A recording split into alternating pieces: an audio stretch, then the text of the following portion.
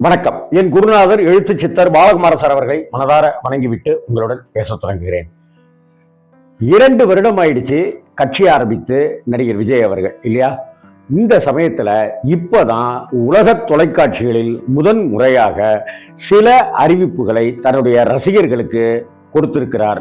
அதுதான் இப்ப முக்கியமான டாபிக்.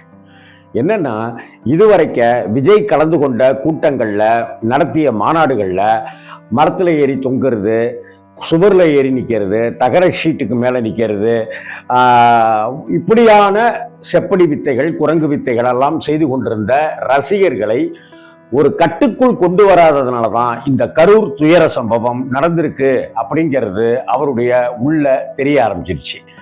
போதாக்குறைக்கு அவரை தப்பு தப்பாவே வழி நடத்திட்டு இருந்த புஷி ஆனந்த் போன்றவர்கள் இப்ப பக்கத்துல இல்லை, எல்லாமே எஸ்கேப்ல இருக்காங்க. இந்த சமயத்துல விஜய் அவர்கள் அங்க தன்னை பார்க்க வந்து இப்படி இறந்து போயிட்டாங்களே அப்படிங்கிறதுனால எல்லாரும் பார்த்துட்டாங்க, நம்ம இன்னும் போகலையே அப்படிங்கிற ஒரு வழி இருக்கும்ல, யாருக்கா இருந்தாலும் நம்ம போக முடியலீங்களே அப்படின்னு. அதனால எல்லாருமே பார்த்துட்டாங்க, நம்ம இன்னும் அந்த என்ன சந்திக்க வந்து என் மூலமாக இப்படிலாம் ஒரு துயர சம்பவம் நடந்துருச்சே அப்படின்னு துக்கித்து வெளியிலேயே வராம, பனையூர்ல இருந்து வெளியிலேயே வராமல் இருக்கிற விஜய் இப்ப கரூர் செல்வதற்கு திட்டமிட்டிருக்கிறார். ஒரு பக்கம் கரூர் போறதுக்கு திட்டமிட்டதை விட கோர்ட்டுக்கு போய் எப்படியெல்லாம் தப்பிக்கணும் அப்படிங்கிறதுல ரொம்ப தீவிரமா, ரொம்ப அழகா, பக்காவா தெளிந்த சிந்தனையோட அவர் திட்டமிட்டுக்கிட்டே இருக்கார். ஒரு பக்கம் ராகுல் காந்தி கூட, ஒரு பக்கம் அமித்ஷா கூட, ஒரு பக்கம் இபிஎஸ் கூட அப்படின்னு எல்லாம் பேச்சுவார்த்தை நடந்துட்டு இருக்கு. அந்த சட்ட சிக்கல்களை எதிர்கொள்வதற்கு ரொம்ப ரொம்ப தெளிவா பிளானடா பல விஷயங்கள் செய்துட்டு இருக்கார் நடிகர் விஜய் சார்.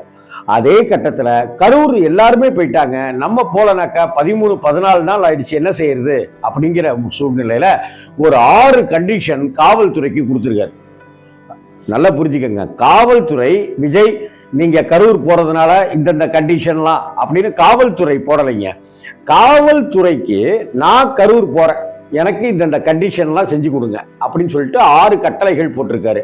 அந்த 6 கட்டளை ஒரு பக்கம் இருக்க, இப்ப ரசிகர்களுக்கும் ஊடகங்களுக்கும் விஜய் ஒரு கோரிக்கை, ஒரு எச்சரிக்கை ஒன்று கொடுத்திருக்காரு. அதாவது சென்னையிலிருந்து திருச்சி வந்து, திருச்சியிலிருந்து கரூர் சென்று கரூர் மக்களை பார்க்கக்கூடிய அந்த துயரத்தில் பாதிக்கப்பட்ட அந்த உயிரை இழந்த அந்த குடும்பங்கள் இல்லையா, இன்னைக்கு சொந்த பந்தத்தெல்லாம் இழந்து 1.5 வயசு குழந்தை அப்படின்லாம், அந்த குடும்பங்களை பார்க்க செல்வதற்கு நான் போகிறேன்.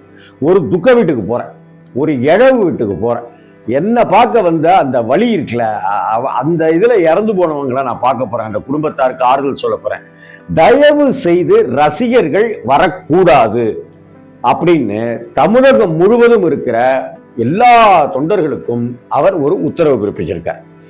யாரும் வராதீங்க, வந்தால் கடுமையான நடவடிக்கை உங்க மேல எடுப்பேன் அப்படின்னு தன்னுடைய ரசிகர்களுக்கு கரூர் பக்கத்துல நாமக்கல், கரூர் பக்கத்துல இருக்கிற திருச்சி, முசிறி, குளித்தலை, சேலம், ஈரோடு, கோயம்புத்தூர், திண்டுக்கல் இப்படி உள்ளிட்ட பல மாவட்டங்களுக்கு முக்கியமா அறிக்கை கொடுத்திருக்காரு. தன்னுடைய ரசிகர்களுக்கு இதை வாய்மொழி உத்தரவாக அவர் தன்னுடைய அடுத்த கட்டத்தில் இருக்கிற இவங்களை வச்சுக்கிட்டு இந்த விஷயத்தை அவர் கட்டளை போல சொல்லியிருக்காரு, கடும் எச்சரிக்கையோட சொல்லியிருக்காரு. ரசிகர்கள் என்னை பின்தொடராதீர்கள், என்னை சுற்றி வராதீர்கள், நான் ஒரு இழவு வீட்டுக்கு போறேன் அப்படின்னு சொல்லியிருக்கிறார். அதே போல வழக்கமாக ஊடகங்களுக்கு இன்னொரு விஷயத்தை எச்சரிக்கை விடுக்கிறாரு. ஊடகங்களுக்கு விஜய் சார் சொல்ற எச்சரிக்கை என்னன்னாக்க, தயவு செய்து நான் பனையூர்லேருந்து கார்லேருந்து கிளம்புறதுலேருந்து ஆரம்பிச்சு லைவ் போடாதீங்க. நான் கரூர்லேருந்து, நான் பனையூர்லேருந்து ஏர்போர்ட்டுக்கு வருவேன், சென்னை ஏர்போர்ட்லேருந்து திருச்சிக்கு வந்து திருச்சியில் இறங்குவேன், நான் காரில் பயணிப்பேன், திருச்சி டு கரூர் நான் காரில் வருவேன், அது எந்த கலர் காரு என்ன ஏது அப்படின்லாம் இருந்துட்டாக்க கூட்டம் அல்லோலப்பட்டுரும். அதனால தயவு செய்து ஊடகங்கள் லைவ் டெலிகாஸ்ட் பண்ணக்கூடாது.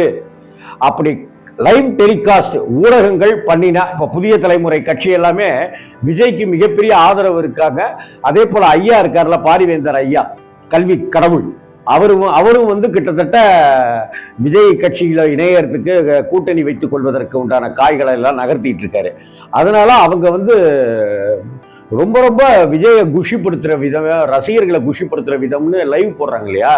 முக்கியமாக எல்லா ஊடகங்களுக்கும் லைவ் பண்ணாதீங்க, அப்படி நான் வருவதை நேரலையாக ஒளிபரப்பினால் கடும் நடவடிக்கை எடுக்கப்படுவதாக விஜய் அவர்கள் ஊடகங்களை கூப்பிட்டு அவங்க முக்கிய பொறுப்பாளர்கள் சொல்லப்பட்டிருக்கு.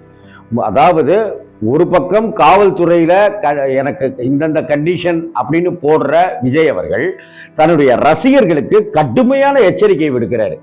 நான் இழவு வீட்டுக்கு போறேன், துக்கம் விசாரிக்க போறேன், தயவு செஞ்சு வராதீங்க, கெஞ்சி கேட்கிறேன், கோபத்தோட சொல்றேன் அப்படின்னு ரசிகர்களுக்கு வரக்கூடாது அப்படின்னு கட்டளை. அதே போல ஊடகங்களுக்கு எச்சரிக்கை, வழக்கு தொடுப்பேன் அப்படிங்கிற மாதிரியான பேச்சு அங்க நிர்வாகிகள் மத்தியில விஜய் பேசியிருக்காரு.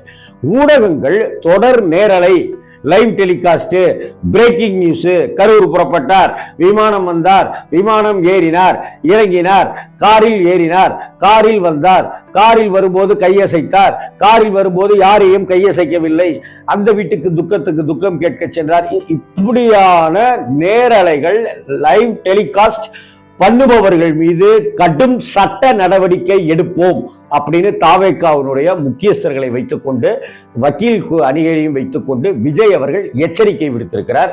விஜய் இப்பதான் இந்த ஒரு 41 பேரை பலி கொடுத்துட்டு இப்ப ஒரு புதிய விஜயாக, ஒரு கட்சினா எப்படி இருக்கணும், ஒரு தலைமைனா எப்படி இருக்கணும், ஒரு தலைவர்னா எப்படி இருக்கணும்னு இப்பதான் தெல்ல தெளிவான அடுத்த ரூட்டுக்கு பயணமாகிறார். அதனால இந்த வீடியோல பார்த்துக்கிட்டு இருக்கிற விஜய் ரசிகர்கள் யாரும் கரூருக்கு விஜய் செல்வதை, அவர் பாவம் மனசு வலியோட 14 நாள் வீட்டிலேயே இருந்தவர், இப்படி வெளியில வரார், அவர் தயவு செஞ்சு நிம்மதியா இருக்க விடுங்க பிளீஸ்.